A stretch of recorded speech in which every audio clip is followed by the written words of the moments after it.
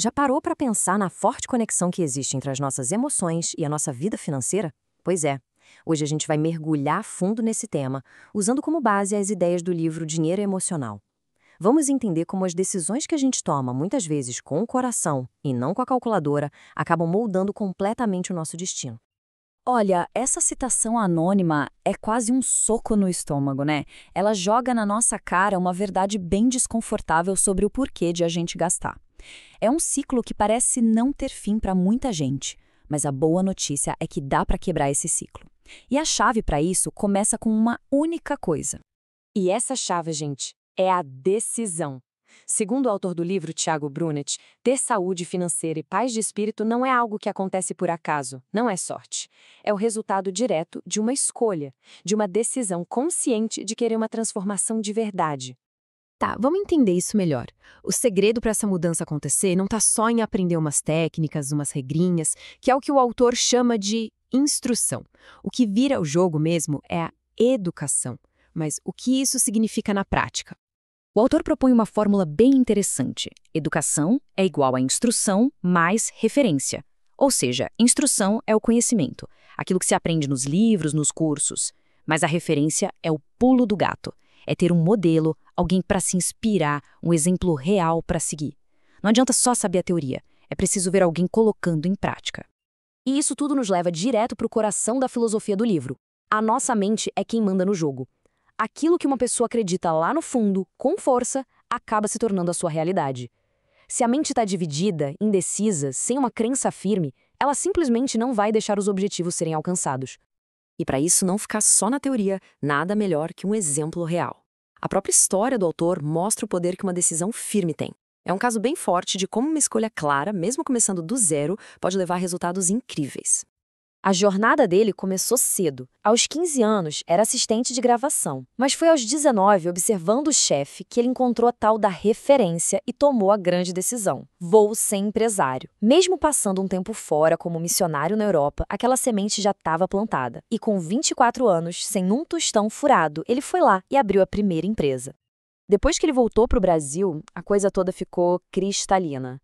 O sonho ganhou nome e sobrenome. Uma agência de viagens. A paixão era clara, ajudar outras pessoas a realizar o sonho de conhecer o mundo. Esse era o combustível. E o autor conseguiu transformar essa experiência pessoal num método, quase um mantra de 3 passos. Primeiro, sonhar. Ter um objetivo muito, mas muito claro. Segundo, preparar-se, ou seja, estudar, fazer cursos, virar especialista no assunto. E terceiro, realizar. Tirar o plano do papel e construir o negócio. Parece simples, né? Mas é extremamente poderoso. E o resultado? A prova de que um método funciona. A agência de viagens dele se tornou uma das 10 maiores e mais bem-sucedidas do Brasil no seu segmento. Isso só mostra que uma decisão firme e uma preparação focada podem sim superar a falta de grana no começo. Agora, vamos pegar esse conceito de decisão e aplicar uma área que é um desafio para todo mundo: dinheiro e relacionamentos.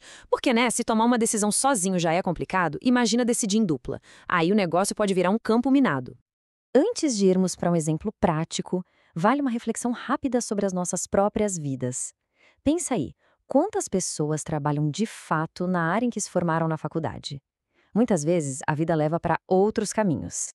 E se a resposta for não, qual foi o motivo?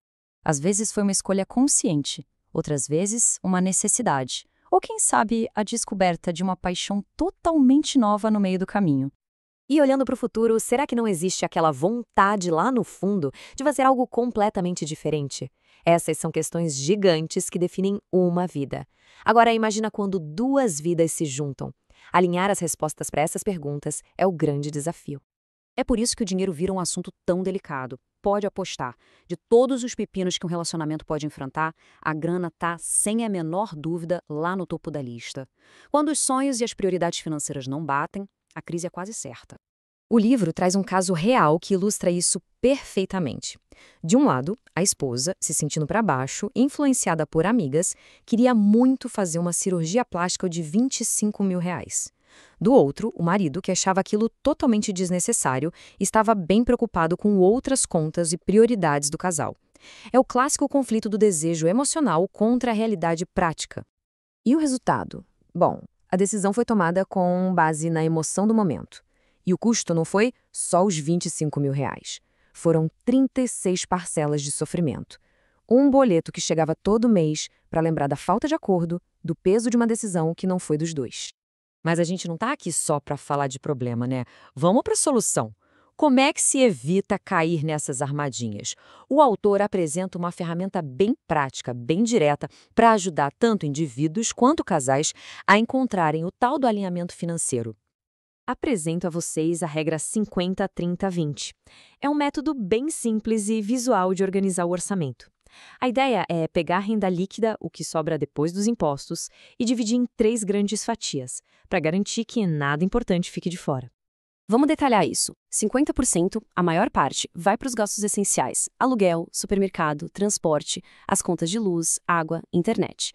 30% são para os gastos não essenciais, ou seja, o nosso estilo de vida, jantares fora, cinema, comprinhas. E aqui vem o mais importante. No mínimo 20% devem ir para as metas financeiras, investimentos, poupança, pagar dívidas. É a forma de equilibrar o hoje e o amanhã. No fim das contas, a mensagem principal é esta: decisões, principalmente as que envolvem dinheiro, precisam ser baseadas em prioridades bem definidas, em planejamento e, no caso de um relacionamento, em acordo mútuo. É sobre trocar o impulso da emoção pela intenção consciente. E para a gente fechar essa nossa análise, fica uma pergunta que vai muito além das planilhas. O autor diz que ter uma alma próspera é o que leva à prosperidade em todas as outras áreas da vida. Então, a reflexão final é essa: o que, de verdade, faz uma alma ser próspera? A resposta para essa pergunta talvez seja o verdadeiro começo da transformação.